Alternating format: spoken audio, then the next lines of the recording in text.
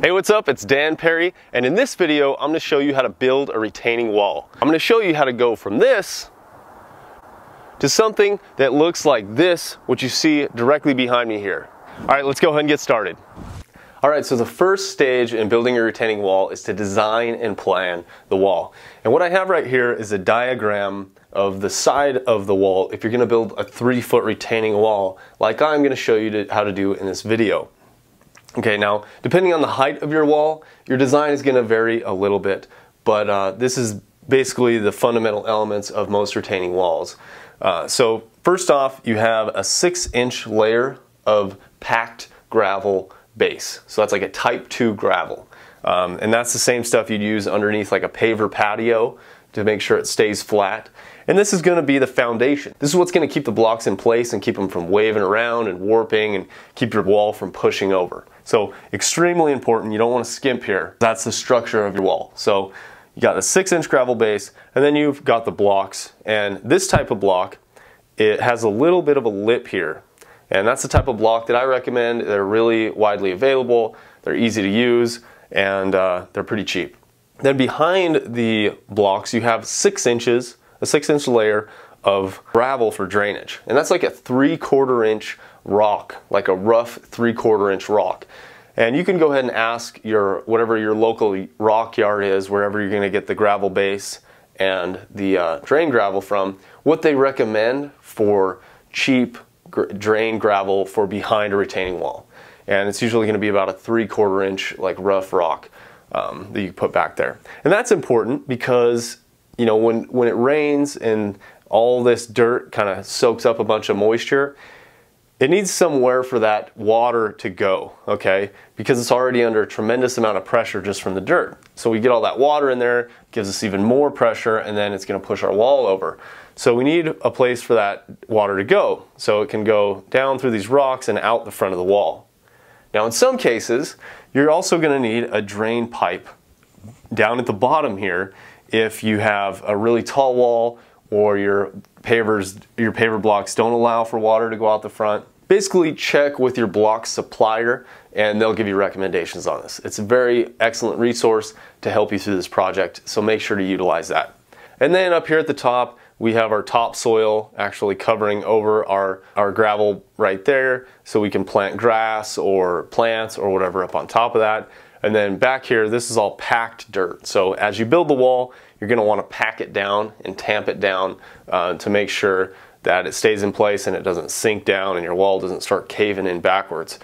You don't want that. And then in the front, you need to cover half of the bottom block.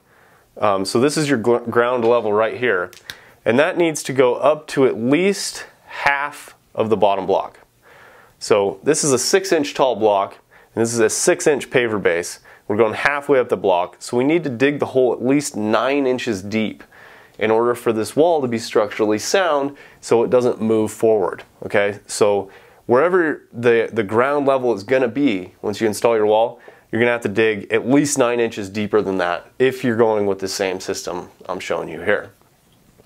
Now over here on the right, I have the front view of a wall if you're building a wall up a hill. Okay, now you might have the question of, well, what do I do if I'm going up a slight grade? Should I just angle the blocks and just go up like at an angle like that? And the answer is definitely no. You need to have a perfectly level block. Okay, that's very important for the structural soundness of the wall. Okay, it needs to be structurally sound.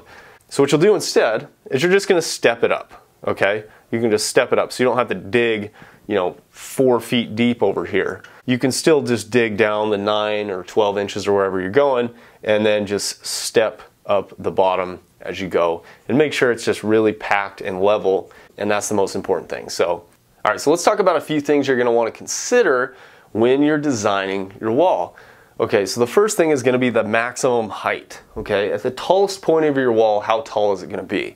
And that's important because it's going to determine the design here. It's going to determine what size blocks you're going to use. It's going to determine what kind of drainage you need. It's going to determine the thickness of the base that you need to install.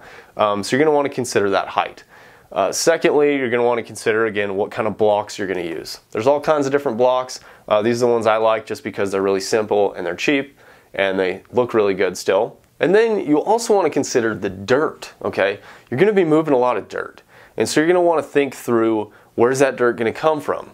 You know, you're going to have to dig down this 9 inches deep here. You're going to have to do something with that dirt. Where are you going to put it? Are you going to put it back up on the top of the wall? Do you need to bring in more dirt to put up on top of the wall? So you really want to think through that and plan it and kind of eyeball it if you can, or actually do some calculations if you have the time. And really think through that, because last thing you're going to want to do is move more dirt than necessary. And the last thing you want to consider is make sure to check your local codes so you build your wall to code, because you're not going to want to have to redo this. And lastly, your utilities. Make sure there's no utility lines running under here that you're going to hit when you're digging, and make sure to call before you dig. And once you got it all planned out, you can go ahead and start digging. Now, I'm not going to show you how to dig because that would be boring and you already know how to do that. But here's a quick look at what your trench might look like when it's finished. You want to aim for a really level trench. You want to make sure it's level before you add the gravel base. And this is going to take a lot of work. This is probably the majority of the work, especially if you have rocky soil like I do here. So you're going to want to dig the hole about 20 inches wide. As you can see, I'm a little bit short of that. That's not super necessary according to the research I've done. You really just need enough to where you have a little bit of room behind it, because later on we're going to fill this behind here with gravel so we can drain it. And you also want to be able to work in there while you're putting the pavers in, so you have a little bit of room to maneuver them, so you can get a nice clean radius here, and you're not going to be restricted by the trench that you dug. And once you've dug your trench, the next step is to add the gravel base. And you're going to want to do this in 2-inch layers. Okay, so add about 2 inches, you know, dump consistent piles and then rake it out into about a 2-inch layer, and then tamp each layer really well. You really want to pack it down. And if you need some extra moisture, if it dries out, go ahead and get out a hose and get it slightly damp to help it pack down a little bit better. And once you've built up 6 inches of gravel base, go ahead and level it out really well and then tamp it down one last time to prepare for your first level of blocks. And finally, you can start on the first layer of retaining wall blocks and start actually building your wall. So start at one side and just work your way down one block at a time, leveling each one as you go. So the first layer that you're going to lay down of these pavers, or these retaining wall blocks, is going to be the most time consuming, kind of frustrating because you're bending over trying to get it perfectly level.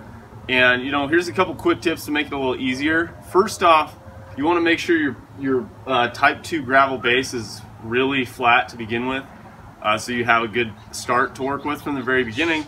But then as you're laying the blocks, you'll find that there's just slight modifications or adjustments you're going to want to make. And what you'll do is, you know, maybe you put your level on it and you see it's a little out of level there. So you take your block back up and just take some of this, some sand, and just spread that out wherever you want it to add some or even it out. And this is much easier to work with than trying to make some minor adjustments with the actual type 2 base. And again, this first layer is going to take the most time because you have to level each individual block. The rest of the layers, you can just lay the blocks right on top of the previous block, no worries. But this first one is really important that you get each block level, because you're not going to be able to level it later as you add rows. And once you've leveled all the blocks, you can start adding some gravel. So if you remember from earlier in the video, I mentioned that you're going to want to use a 3/4 inch gravel for drainage to go behind the pavers. So you're going to want to go ahead and add that behind the pavers, and then you're going to want to go ahead and tamp that down. I've decided to use a 2x4 just because I had one and my hand tamper was a little bit too big to fit behind the blocks, at least on the first few layers. And then you're also going to want to add some dirt to the front of the blocks and also pack that down as well, just to keep the blocks in place as you build the rest of the wall. And once you finish the first layer, the rest of it, it's all downhill from here. You've hit the easy part, and now it's just a matter of stacking blocks up and then filling in the gravel and the dirt behind the wall. So to start laying each individual layer, just put the blocks starting at one end, one by one, and make sure to stagger the seams as you can see here in the video. And then again, you're going to want to backfill with the gravel and the dirt after each layer, and then tamp down the gravel and the dirt really well, just to pack that down behind the wall so the wall doesn't sink backwards after over time once it's built as the dirt settles. And this wall that you see here, this is about a 50-foot long wall, and again this is about 3 feet tall when it's done. And you know, I really wouldn't recommend this project to do by yourself if you're on a tight timeline. You know, unless you have, you know, a few months to do this and you're going to be breaking up the work, you know, a few hours here, a few hours there, I really wouldn't recommend this. I mean, this project took me basically most of the summer plus some time, and I was just working, you know, a couple hours here, a couple hours there. Otherwise, it would have been there would have been way too much labor, and I would have had to hire some heavy machinery, or I would have had to hire some labor to help me do this project. I would never recommend doing this by yourself on a tight timeline. And the total cost of this project, again, this is a 50-foot wall, about 3 feet tall, and the total cost of this project was just a little over $1,000. Okay, most of that money was in pavers, or the actual retaining wall blocks. That was about $900 of it, and then there was about $150 worth of gravel and the Type 2 base, again, which is really cheap. If you go to your local rock yard, you can even have that delivered. And for the top layer, you're going to want to actually glue it down to hold it in place so somebody doesn't come by and just tear it off the wall, and you got to do a bunch of digging and stuff. So go ahead and glue the top layer, and you can even glue the top 2 layers if you want extra security, or if you're using a smaller block. So here's a quick look at what the wall looks like after the first few rows. You can actually see the gravel and the packed dirt behind it. I've actually tamped that down really well. And then here's what it looks like on the last layer. Okay, I put some topsoil over that that gravel so you don't see the gravel, but I actually don't tamp this layer down. I don't want to pack this soil because I'm actually going to be planting stuff here. And that's how you build a retaining wall. And as you can see, this makes a pretty big difference to the landscape. It really improves it and allows you to work with it and gives you more usable space, especially if you have any hills or slopes in your yard. And as you can see from these before and after pictures, it makes quite the transformation. So I hope you've enjoyed this video so far, and I have a couple more bonus tips to share, so don't go anywhere. So at this point you might be wondering, what if I need to cut a block? And cutting a block is actually pretty easy. I'm going to demonstrate exactly how to do it right here. Now first you need to grab a mini sledgehammer and a mason's chisel. And what you're going to do is you're just going to draw a line where you want to cut the paver, and then you're just going to go along that line, tapping the chisel, and basically you're going to score the block all the way around, and just keep tapping it and keep working that groove. And eventually, once you've worked your way all the way around it, you can hit it a little bit harder a couple of times, and the block should split right down in a perfect line for you. You might have to chip off a couple of chunks here and there, but that's the easiest way to cut it. Now obviously another way to do it would be to get an angle grinder with a diamond blade on it and cut it with that. And that would probably be a little bit faster if you're cutting a lot, but typically you're only going to need to cut a couple of them, so it's really not a big deal. And that's exactly how you do it. All right, so let's go over the tools we're going to need for the project. We're going to need a rake, a spade shovel, a flat nose shovel, a little digging spike here. If you got really rocky soil, you're going to need a pick, again, if you have rocky soil. Then you're going to need this tamper here, a little hand tamper, to pack down the paver base, and you're going to need it through various steps. Then you're also going to need a series of levels. You're going to want a 4-foot level, 2-foot level, and a torpedo level. And we're also going to need a mason's chisel, a mini sledge. I think this is a 5-pound or a 3-pound, a rubber mallet, caulking gun, and something that's optional but not necessary to help you level and with the grading of the ground. You can get a few stakes, some string, and a line level, and that'll make your job a little bit easier. But that's, like I said, that's optional. If you want, you can also just use the level, the 4-foot level, or even a longer level if you have one. That's all you need. I'm Dan Perry, and thanks for watching. Be sure to subscribe below to get more videos just like this one. And if you enjoy DIY projects and you want to learn how to turn your skills into a profitable business, visit handymanstartup.com.